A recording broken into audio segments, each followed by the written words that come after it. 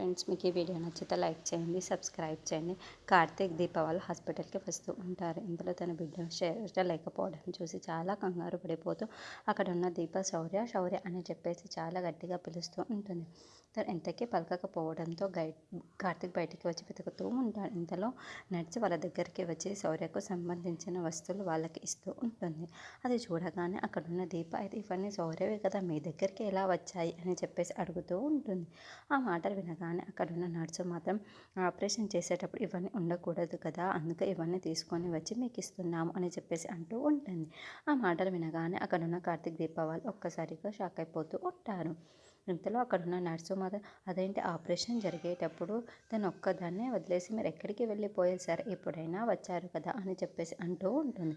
ఇంతలో ఆ మాటలకి అక్కడున్న కార్తీక్ అయితే ఒక్కసారిగా షాక్ అయిపోయి అక్కడున్న నర్సుని అలా చూస్తూ ఉండిపోతాడు. ఇంతలో అక్కడున్న కార్తీక్ మాత్రం అదండి, మేము ఆపరేషన్కి డబ్బులు కట్టలేదు కదా అని చెప్పేసి నర్సుని అడుగుతూ ఉండే. ఇంతలో అక్కడున్న నర్సు మాత్రం మీరు డబ్బులు పే చేస్తేనే కదా మేము ఆపరేషన్ చేయగలము, మీరు ఎప్పుడూ కట్టకపోతే డబ్బులు ఎప్పుడు పే చేశారు, ఇప్పుడు శౌర్య హాస్పిటల్ ఆపరేషన్ థియేటర్లో ఉంది అని చెప్పేసి అంటూ ఉంటాడు. ఆ మాటలు వినగానే అక్కడున్న కార్తీక్ దీప వాళ్ళు అయితే ఒక్కసారిగా షాక్ అయిపోయి నర్సు వైపుకు చూస్తూ ఉంటారు. ఇంతలో డాక్టర్ అక్కడికి వచ్చి, కార్తీక్ నువ్వు చాలా గ్రేట్ తెలుసా, నువ్వు అనుకున్న టైంలోనే ఆ డబ్బుని పే చేసేసావు, అందుకే ఇప్పుడు శౌర్యకి ఆపరేషన్ చేయబోతున్నాము, స్పెషలిస్ట్ కూడా వచ్చేసారు, ఇగో అందుకే ఈ ఆపరేషన్ థియేటర్లో సక్సెస్ అవ్వాలి అని మనం కోరుకుందాం, ఎలాగైనా సరే శౌర్యని మళ్ళీ బ్రతికించుకుని తీసుకుని వస్తాను అని చెప్పేసి అంటాడు.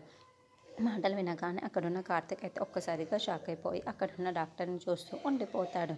ఇంతలో అక్కడున్న డాక్టర్ మాత్రం, నువ్వు చాలా గ్రేట్ కార్తీక్, నువ్వు అన్న టైంకే కరెక్ట్ తీసుకువచ్చావు, అలాగే నేను శౌర్యని బ్రతికించే బాధ్యత నాది, శౌర్యని ఇక చూసుకుంటాను, శౌర్యని బ్రతికిస్తాను అని చెప్పేసి అక్కడ నుండి డాక్టర్ వెళ్ళిపోతాడు.